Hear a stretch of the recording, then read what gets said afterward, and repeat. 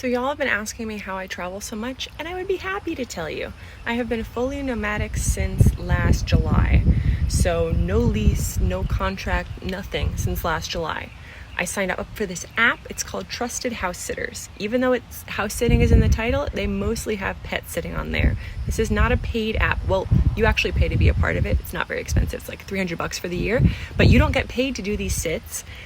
Instead, you do not have a housing expense, at least how I run it. So like, I set alerts for cities where I want to spend time, and then for durations that are good. Like, it's stressful to move around all the time, so I look for at least like 2-3 weeks, but a month is better. Sometimes you can find like multi-month sits, and you're taking care of pets. So I love dogs. I used to have a dog, but then I wanted to travel.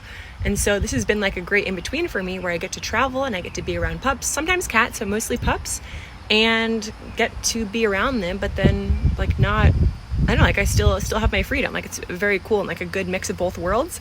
But not having a housing expense a lot of the time makes travel much more accessible. When I was abroad, like I was abroad from December through the start of May in Southeast Asia, and I just said Southeast Asia, right? This is a part of the world that's very accessible to live in. Like, the US dollar goes a long way. And when I'm currently traveling, I look for places, if I'm going to be outside of the US, where my dollar goes a long way. I also look for spots where I can avoid winter, but honestly, I need to get some skincare treatments done, so I need to be outside of the sun. I need cold. That's a whole nother story. As it relates back to traveling, yes, house sitting has been my like number one. I mean, of course, working remotely, like without working remotely, like none of this would be possible. And my rule that I've had even before I started on the house sitting thing, like I've just been a person who travels a lot since I was like 18.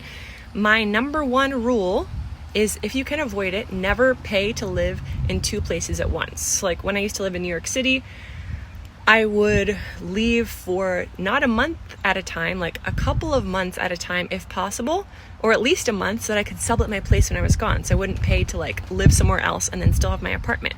So if you can leave for enough time to have someone like actually want to be in your spot for like a month to sublet, that's really good.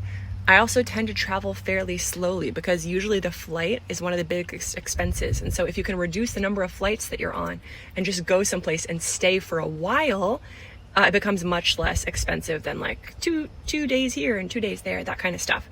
So I hope all of that's helpful. I travel slowly. I travel, if I'm domestic, with this app called Trusted House Sitters, where I set up alerts and I look for longer term sits. And I do my best to not pay to live in two places at once if I pay to live in a place at all.